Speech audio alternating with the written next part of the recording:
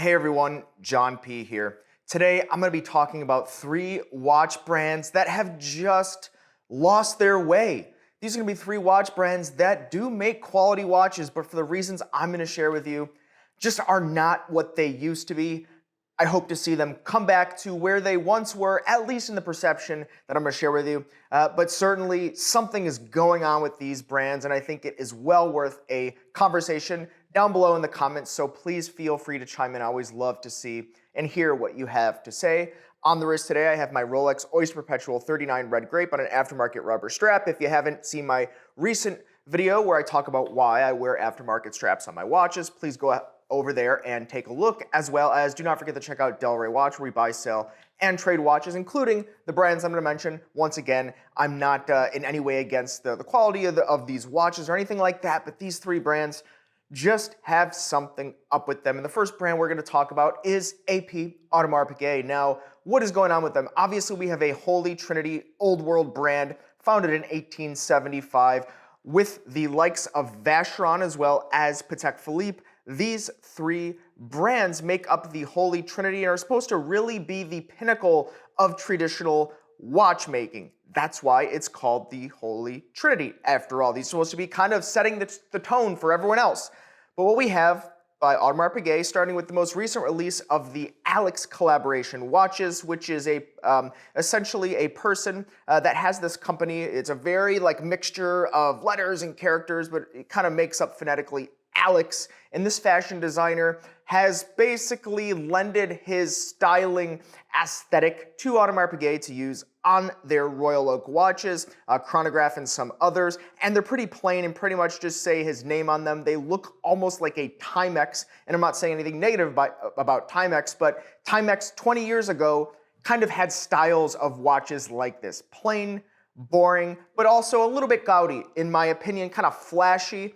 And that's something AP does, but I don't think they really need to do that and try to be in the fashion world to sell watches today. Now, that's not the only time in recent times that AP has done this. They also, within the last few years, released the music edition of the Royal Oak offshore, and this kind of has these neon colors of a slider, like an equalizer for a recording studio, for example. I mean, they kind of use the digital rendition or graphic on the dial here to kind of resemble what's supposed to be their partnership between the music industry and Audemars Piguet. Yeah, I want to see AP actually open up a record label if they cared about music and start putting out hits of underserved musicians in communities that actually need it, instead of perhaps just partnering with some big names of the day and kind of pandering to different communities of people that maybe have overlooked their watches instead and have been purchasing Richard Mille watches like notable musicians. So I think it's a play there. And let's not stop there. They also have a Spider-Man tourbillon watch. Yes, a comic book character, which I'm not against it. I talked about a Mario Tag Heuer watch, but that's a sub $5,000 watch, and even less on the market today. We start talking about these high-end, complicated watches from a Holy Trinity brand with Spider-Man on the dial, and they had another comic book character as well. I think it really just waters down the brand. Who do they think that this watch is made for, right? Someone that struck it big in crypto? Someone that, I don't know, does drop shipping on Amazon? One of these, crypto kitties online? Like, who is this watch for? An executive at Marvel?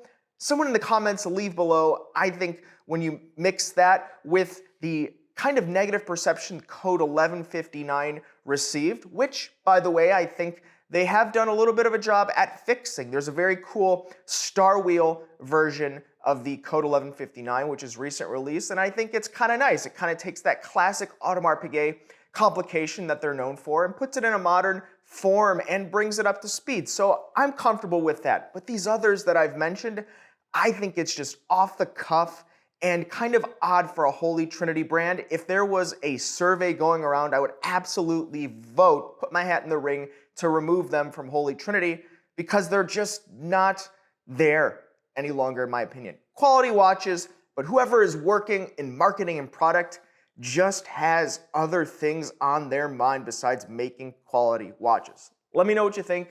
Comments below. Now, next is a brand that I like, and we have them at Delray Watch, and I think they make great watches. And until literally a few days ago, I would not even have put them on this list, and this is Oris. Now, before the Oris fanboys chime in and say, I can't believe you said this about Oris, hear me out here. Oris has been making this big push for going green and cleaning up the environment, but I don't think that they actually should deserve it. Now, maybe there is additional information about what Oris is doing as a company. And by the way, Oris is one of the few brands out there that produces a lot of watches, but is independent currently. So there could be some things that are not out there that I haven't read up on because they wouldn't make it into an investor filing because they don't have any investor filing because perhaps they're not publicly traded like you get from the Richemont Group, Swatch Group, so on. So a couple of years ago, Oris announced that they were going to be reducing their carbon emissions by 10% every year for a period of 3 years. Now, what does that mean? How are they going to do this? Are they powering their polishing wheel by coal? How are they doing this, right? Their carbon emission, their carbon footprint, how are they calculating this? This kind of seems like someone is kind of just making a homework assignment where they have a pitch competition for a business in school where it's like, we are going to tackle this total market by doing XYZ.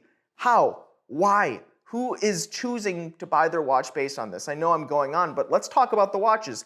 They have originally a clean ocean version of the Aquis where they have recycled plastic in the case back. I thought it was cool and quirky, unique, interesting, and I like that it's unique and the designs are unique because they're using garbage that they pull out of the ocean to make the case back, so it's kind of something nice, right? Not on the dial. Then they came out with pretty much a similar watch, but they made the dial out of this material. Still pretty cool. I think it looks nice. But then they went on to now they have this melted down fishing net, essentially, by this company called Bracenet, which cleans up the ocean. And so they have made the dial out of recycled fishing nets. Yes, they're taking recycled fishing nets, melting them down, and putting them inside of your luxury watch that you're spending thousands of dollars on.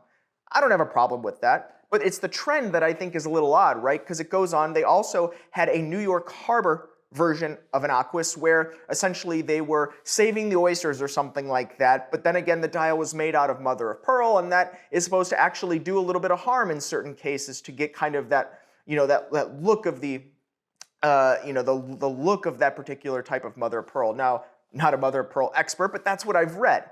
Now, continuing on, they've also had watches where they say they're helping to clean up this Lake Baikal, clean up and save the coral reefs, the dolphins, the other wild animals, the leopards, and they use natural leather from deer that were killed in humane ways, whatever that means, and they're also cleaning up the rivers in Korea with these watches. And then they throw Kermit the Frog in there. Kind of interesting, right? That's kind of quirky. But when you mix all this together, what is Oris doing with these watches? Are they actually saving the planet? When you go to their website, it is not clear really that they are a watch brand. It's almost like they're an NGO that's cleaning up garbage from these places, right? But are they doing it? I don't see any photos of the CEO of Oris in wading boots with his pants or his suit pants rolled up in rubber boots pulling garbage out of rivers in Korea. If he wants to do that, if someone from Oris is watching this, pass it along. I will go with the CEO or the president, not president of the Americas, but of Oris proper. I'll go to Korea with them on my own dime, and I will go pick up some garbage out of this river that they claim to support. I'll do it. Additionally, on their website, they don't talk about what percentage of the profits on the sale of the watch is going directly to the cause. As we all know, or if any of you are out there in corporate or you work in finance or you're an accountant, you know that these numbers can sometimes be portrayed in certain ways. How are you actually calculating the profit? Is this net? Is this bottom line? Is this before other expenses? Is this before depreciation on assets? All that type of thing. So are they actually helping? And that's kind of where I'm questioning currently is Oris actually caring about the environment? Do the people there, the executives, actually care? Are they personally passionate about these causes?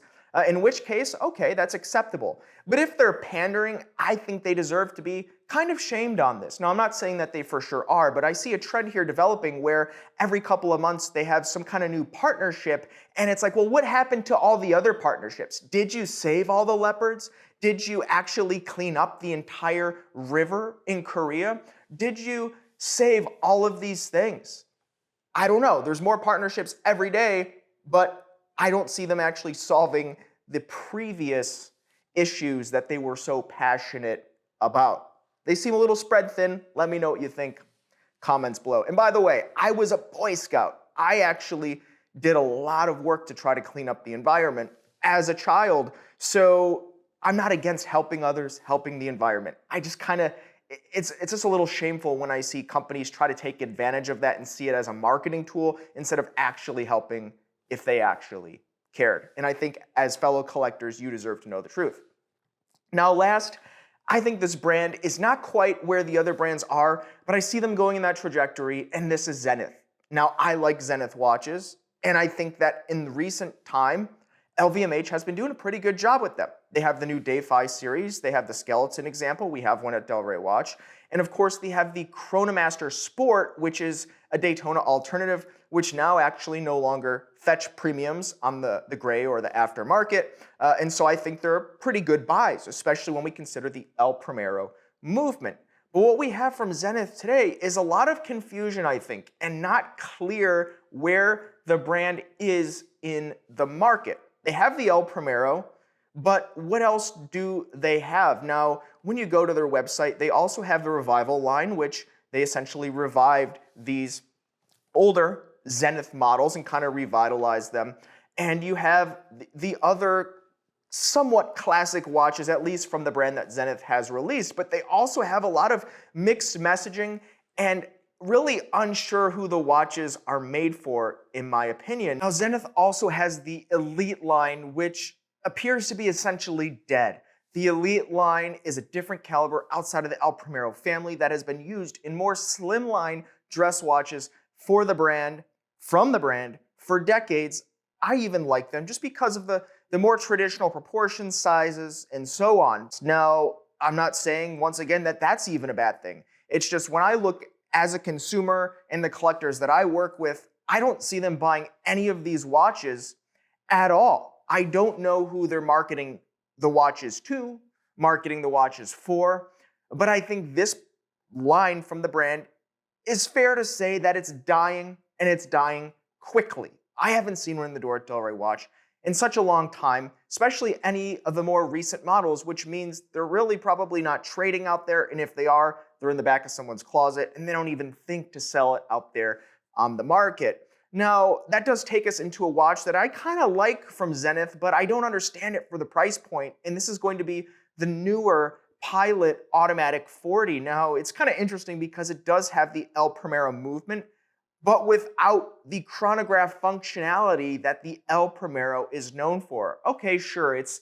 a high beat, higher frequency movement, which is pretty cool, right? It's going to be a little smoother looking seconds hand, but brands just have that today de facto.